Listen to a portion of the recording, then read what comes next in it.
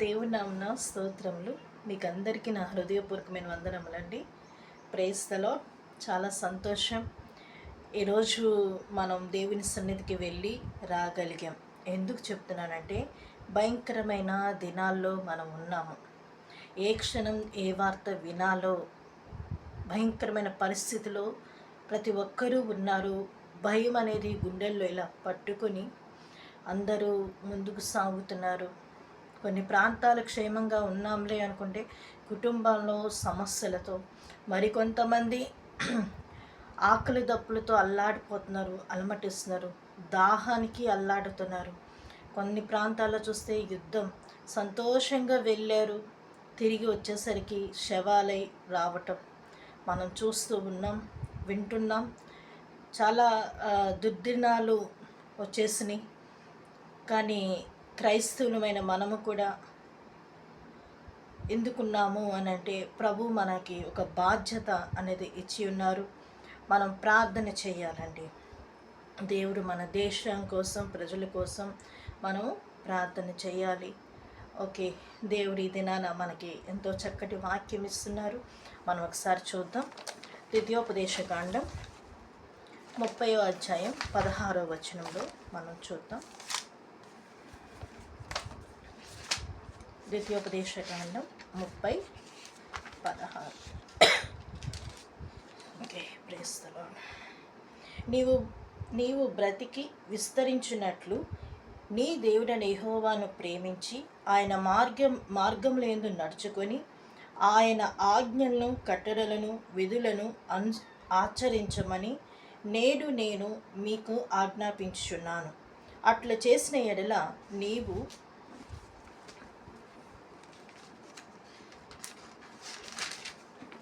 స్వాధీనపరుచుకున్నటకు ప్రవేశించు దేశంలో నీ దేవుడైన యెహోవా నిన్ను ఆశీర్వదించును. ఎప్పుడండి ఈ ఆశీర్వాదం? మళ్ళీ ఒకసారి చదువుతాం. నీవు బ్రతికి విస్తరించున్నట్లుగా నీ దేవుడైన యెహోవాను ప్రేమించి, నీ దేవుడైన యెహోవాను ప్రేమించి, నువ్వు విస్తరించాలంటే దేవుడైన యెహోవాని ప్రేమించాలి. ఆయన మార్గములందు నడుచుకొని దేవుని మార్గములందు నడవాలి. ఆ తర్వాత ఆయన ఆజ్ఞలను, కట్టడలను, విధులను ఆచరించమని నేడు నేను ఆజ్ఞాపించుచున్నాను. అట్లు చేసిన ఎడల నీవు స్వాధీనపరుచుకున్నటకు ప్రవేశించు దేశంలో నీ దేవుడైన యెహోవా నిన్ను ఆశీర్వదించును. ఆమేన్. దేవుడు ఎంత చక్కటి వాక్యం ఇచ్చారంటే, మనం ఆశీర్వదించబడాలి అంటే ఊరికనే రాదంట ఆశీర్వాదం. దేవుని నామమును, యెహోవాను మనం ప్రేమించాలి. కీర్తన సామెతలో ఉంటుంది కదా, నన్ను ప్రేమించేవాడిని నేను ఆస్తికర్తలుగా చేస్తానని. అలాగే దేవుడైన యెహోవా ఏం చెప్తున్నారంటే, నీవు ప్రేమించిన ఎడల, నువ్వు యెహోవాను ప్రేమించి మార్గములు యందు నడుచుకోవాలి. ఏంటి మార్గం అంటే? నడక కాదు. మనం నీ త్రోవల యందు, ఆయన మన త్రోవల్లో మనం వెళ్తున్నాం. దేవుణ్ణి స్మరించడమే. ఆయన మార్గం ఏంటి? ఆయన మార్గం ఎవరు? మన యేసయ్య. ఆ మార్గముల యందు, నేనే మార్గమును, సత్యమును, జీవమునై ఉన్నాను. ఆ మార్గముల యందు మనం యేసు మార్గంలో కానీ మనం నడిపించిన ఎడలా, ఆయన చెప్పిన ప్రిన్సిపల్స్ కానీ, అవన్నీ కానీ, ఆజ్ఞల్ని కానీ, కట్టడాలను కానీ మనము ఆచరించి నడుచుకునే ఎడల మనమున్న దేశంలో దేవుడు మనల్ని ఉంచి మనల్ని దేవుడు ఆశీర్వదిస్తానంటున్నాడు. నిజంగా ఎంత చక్కటి మాట అండి. ఆశీర్వాదం అనేది ఏ విధంగా దేవుడు అనుగ్రహిస్తారు అని అంటే, ఈ విధంగా మనకు అనుగ్రహిస్తారు. మనం బైబిల్లో చూసే మొట్టమొదటి ఆశీర్వాదం ఎవరండి? మాట దేవుడు ఒక అతనితో చెప్పి ఉన్నారు. ఏమనంటే, అతనికి ఆశీర్వాదపు మాట స్టార్టింగ్ అతనికే అది వర్తించింది. అతనికే ఆ మాట దేవుడు చెప్పగలిగాడు. స్టార్టింగ్ మనం చూస్తే ఆదికాండం 12వ అధ్యాయం 2వ వచనం. నిన్ను గొప్ప జనముగా చేసి నిన్ను ఆశీర్వదించి నీ నామమును గొప్ప చేయుదును. నీవు ఆశీర్వాదముగా నుందుదువు. నిన్ను ఆశీర్వదించు వారిని ఆశీర్వదించదును. ఆమేన్. ఇంక కింద వర్స్ మనకెందుకులే. నిన్ను ఆశీర్వదించు వారిని నిన్ను ఆశీర్వదిస్తాను. నీ నామము గొప్ప చేస్తాను. నీవు ఆశీర్వాదముగా నుందుదువు. ఈ మాట ఎవరు చెప్పారు అని అంటే దేవుడైన యెహోవా అబ్రహాముతో చెప్పి ఉన్నారు. అప్పుడు అబ్రాము అనుంది కానీ అబ్రహాముగా లేడు. ఎందుకంటే ఆయన ఎప్పుడు దేవునికి సమీపస్తుడిగా ఉన్నాడు. దేవుడే మార్చాడు, అబ్రహాముగా మార్చాడు. అంతకుముందు అబ్రాముగానే ఉన్నాడు. అబ్రాముగా ఉన్నప్పుడే దేవుడు అతనికి ఆశీర్వాదం అనేది దేవుడు అనుగ్రహించాడు. చూసారా, మనము చూస్తుంటే బైబిల్లో ఈ బ్లెస్సింగ్స్ అనేది దేవుడే ఆశీర్వదిస్తాను అంటున్నాడు. ఎప్పుడెప్పుడు దేవునితో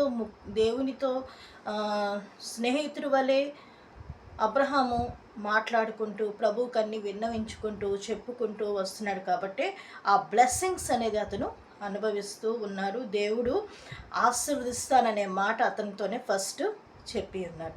ఓకే, మనం బైబిల్లో మనం ఇంకా చూస్తూ ఉంటే యెషయా గ్రంథంలో ఒక మాట ఉంటుంది. మీరు సమ్మతించి నా మాటలను వినిన ఎడల భూమి యొక్క మంచి పదార్థములను అనుభవిస్తారు. భూమి యొక్క మంచి పదార్థములు నిజమే. మనం సమ్మతించి ఎప్పుడు దేవుని మాట వింటామో భూమి యొక్క మంచి పదార్థములు అనేది అనుభవిస్తాము కదా. అనుభవించడానికే దేవుడు మనల్ని పిలిచి ఉన్నారు. దేవుని బిడ్డలకే ఆశీర్వాదంతో మాట దేవుడు అనుగ్రహించాడు. ఎప్పుడు అని అంటే దేవుని మాట ఎప్పుడు వింటామో. కొన్ని సందర్భాల్లో మనకి దేవుడు టెస్టింగ్స్ కూడా పెడతారండి. ఎందుకనంటే మనకి దేవుడు ఇచ్చినప్పుడు దాన్ని ఏం చేస్తామంటే ఒక్కొక్కసారి అది ఇచ్చినప్పుడు అది తాగుబోతులకి లేకపోతే ఎవరెవరికో ఇచ్చేసుకుంటా మనం తినకుండా వాళ్ళకి పెట్టడం ఎక్కువైపోద్ది. అట్లా చేయటం వల్ల ఏమవుతుందంటే దేవుడు అరే నేను వీడిని ఆస్వాదిస్తుంటే వీడు తన తీసుకోకుండా కొంచెం అతను తినకుండా అతను అనుభవించకుండా వేరే వాళ్ళకి ఇస్తున్నారని దేవుడు కొద్దిసార్లు మనకి లెసన్ చెప్పాలని కూడా కొన్ని పర్యాయములు మనకి టెస్టింగ్ అనేది పెడుతుంటాడు. మనం అనుకుంటే మనుషులు పెడుతున్నారు, మనుషులు మనకి లేకుండా చేస్తున్నారు అని అనుకుంటాం. కానీ కాదు, ప్రభువే మనకి బుద్ధి చెప్పాలి. దేవుని ఇంట్లో ఇప్పుడు ఇజ్రాయేల్ ప్రజలకి మన్నాని దేవుడు కుమ్మరించారండి. వాళ్ళు మన్నాను కురిపించినప్పుడు తిన్నారు. మిగిలింది కొంతమంది ఇంట్లో పెట్టుకున్నారు, ఇంకొంతమంది తినేసి కూర్చున్నారేమో. కడుపు నిండుగా దేవుడు ఇచ్చే రాత్రంతా తినండి అన్నట్లే. కానీ వాళ్ళకి కడుపు ఎంత పడుతుందో అంతే కదా తినేది. అంతే తిన్నారు. కొంతమంది దాన్ని తర్వాత తిందాంలే, ఇంకొంచెం తర్వాత తిందాలని రేపటికి ఉంచుకున్నారు. ఏమైంది, అది కంపు కొట్టేసింది. ఇచ్చినప్పుడు మనం దాన్ని ఆ బ్లెస్సింగ్ అనేది అనుభవించాలి. వాటిని తినకుండా మనం నోరు కొట్టేసుకొని తినకుండా అట్లా ఉండి తర్వాత తిందాంలే మళ్ళీ రేపు దాకా ఉంచితే ఏమైపోతుంది, పాడవుతుంది, పడేయాల్సి వస్తుంది. అప్పుడు దేవుడు అలా చేయటం వల్ల, దేవుడు ఇచ్చిన దాన్ని మనం అలా చేయటం వల్ల ఏమైపోతుందంటే ఒక్కొక్కసారి దేవుడు ఇవ్వాల్సిన ఫుడ్ కూడా ఆపేస్తాడు. ఎందుకనంటే మనం వేస్ట్ చేస్తున్నాం. వేస్ట్ అనేది చేసినప్పుడు మనం ఏం చేస్తాము, మనమైతే ఏం చేస్తాం, వేస్ట్ చేస్తే బయట పడేయటమో, లేకపోతే ఎవరన్నా కొంచెం కూర బాగుందా లేకపోతే అన్నం బాగుంటే ఎవరో పేదోళ్ళు వచ్చి అమ్మ అంటే పెడుతున్నాం మనం. కానీ అలా చేయటం వల్లే మంచిదే. నువ్వు తినకుండా, నీకు ఇచ్చిన దాన్ని నువ్వు తినకుండా ఈ విధంగా చేయటం అనేది కూడా దేవునికి కోపమే కదా. ప్రభు మన్నాన్ని ఇచ్చినప్పుడు ఆ మన్నాన్ని మనం కడుపు నుండి తినాలి. మిగిలితే మనం ఇతరులకు పెడుతున్నాం. సరే, ఆ సమయానికి వస్తే పెడతాము కదా. అంతేగాని నువ్వు తినకుండా ఆశీర్వాదపు మన్నాన్ని నువ్వు తినకుండా అలా దాచేసి రేపు తిందామని పక్కన పెడితే ఎవరికి నష్టం? మనకే నష్టం. కాబట్టి కొంచెం జ్ఞానంగా దేవుని బిడ్డలు కూడా ఆలోచించాలి. ఎందుకు మనకి ఒక్కోసారి కూరగాయలే అనుకుందాం, లేకపోతే ఏదన్నా ఎప్పుడు ఉండేవి ఒక్కసారిగా సైలెంట్ అయిపోయి ఏమి తేకుండా కామ్గా ఉండారనుకోండి. అప్పుడు ఏమైపోద్ది, ఏంటి తేలేదు చెప్పినా తేలేదే అని అనుకుంటాం. ఎందుకు? మనం కొన్ని వేస్ట్ చేస్తాము, తినకుండా దాన్ని అలాగ ఉంచేసరికి రేపటి కుళ్ళిపోతుంది, దాన్ని పడేయాల్సి వస్తుంది. అందుకే దేవుడు ఒక్కొక్కసారి మనకి టెస్ట్ పెడతాడు, తేకుండా అట్లా ఉంచారనుకోండి, అప్పుడు జ్ఞానంగా ఉండి వండుకున్న వెంటనే గబగబా తినేసి ఇంకొంచెం సాయంత్రం కూడా ఉంచుకొని తిని ఆ మరుసటి రోజు బాగుంటే ఉంచుకుంటాం, లేకపోతే పడేయటం. దేవుడు సంతోషిస్తాడు. అంతేగాని ఉన్నప్పుడేమో దాచి దాచి దాచి అట్లా మనం చేయకూడదు. దేవుని ఆశీర్వాదం మనం అనుభవించాలే కానీ మనం దాన్ని తృణీకరించకూడదు. అంటే తృణీకరించడం కాదు కానీ సమయం ఉంది కదా అని మనం ఆలోచన. అలాగే రక్షణ కూడా, దేవుడు ఇచ్చిన రక్షణని కాపాడుకోండి. సమయం చాలా కొద్దిగా ఉంది. చాలామంది ఏమనుకుంటున్నారంటే దేవుని రాజ్యం మనం చచ్చిన తర్వాత కదా దేవుని రాజ్యం వెళ్ళేది, అప్పుడు దాకా మనం సంతోషంగా జీవించుదాం అని చెప్పి 90 ఏళ్ళు ముసలోడు బాప్తీసం తీసుకుంటాడు, 69 వయసు ఉన్న ముసలిది తీసుకుంటుంది. అప్పుడు దాకా ఏం చేసామంటే ఎంజాయ్మెంట్ చేసింది. ఎలా వస్తారో తెలుసా? డెడ్ బాడీ ఎట్లా మంచం మీద వేసుకొని అట్లా ఊకుంటా నడవకుండా కూడా నడవరు, మంచంలోనే ఉంటారు, ఇట్లా పడక మీదే ఉంటారు. అలాంటి వాళ్ళని తెచ్చి నెలలు ఇలా చేసి రక్తం చేయమని చెప్పి లేపాలి, లేకపోతే బాప్తిజం తీసుకుని. ఇప్పుడు సచ్చినా కూడా దేవుని రాజునికి వెళ్ళి నువ్వు ఎట్లా అనుకుంటావు? ఓకే,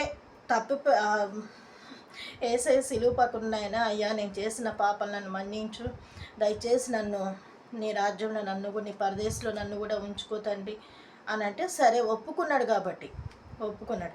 వీడికి అన్నీ తెలుసు, ఉన్నన్ని రోజులు చెప్పినప్పుడు వినలా.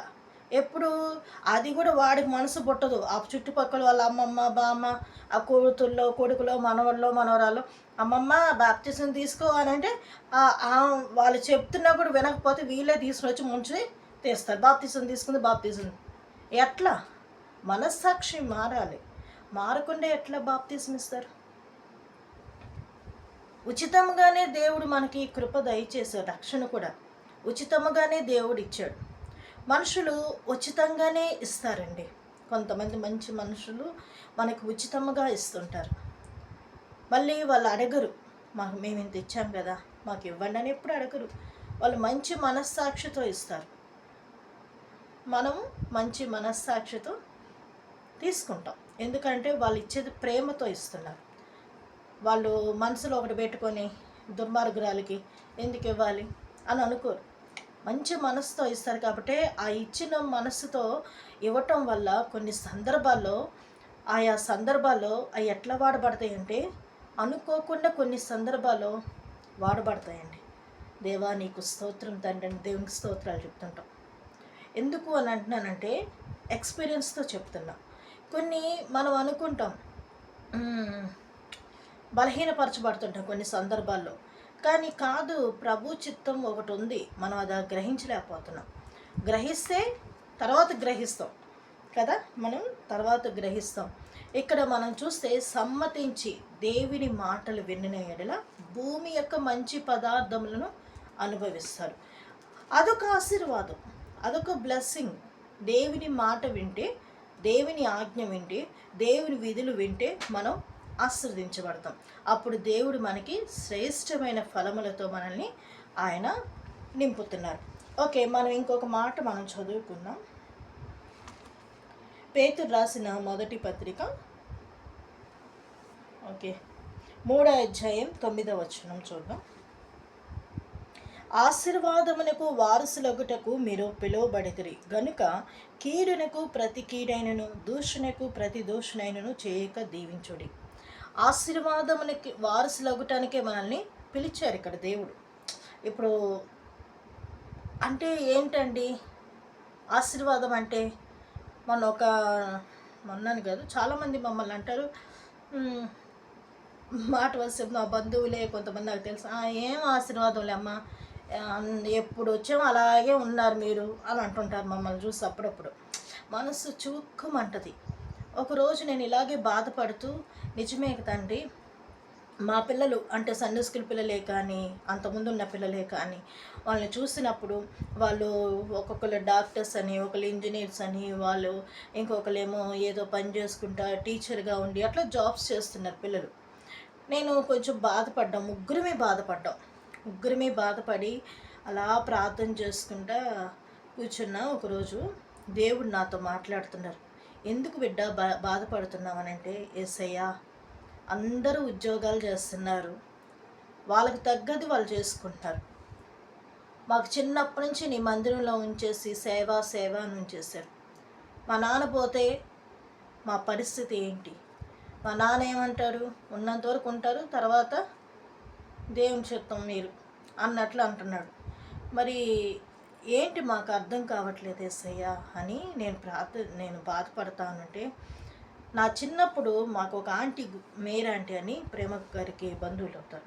ఆ ఆంటీ ఒక లెక్చరర్. ఆమె ఆ స్కూల్ ప్రిన్సిపల్ ఆమె. ఆమెతో దేవుడు మాట్లాడారంట. ఆమె పిల్లలకి బట్టలు తీసుకుంటే, ఆమె బట్టలు తీసుకున్న తర్వాత చక్కగా హ్యాపీగా వచ్చింది. ఆమె చాలామంది తెలిసినోళ్ళకి వాళ్ళకి కొనిస్తుందంట. సరే వాళ్ళ పిల్లలకి తీసుకుంది.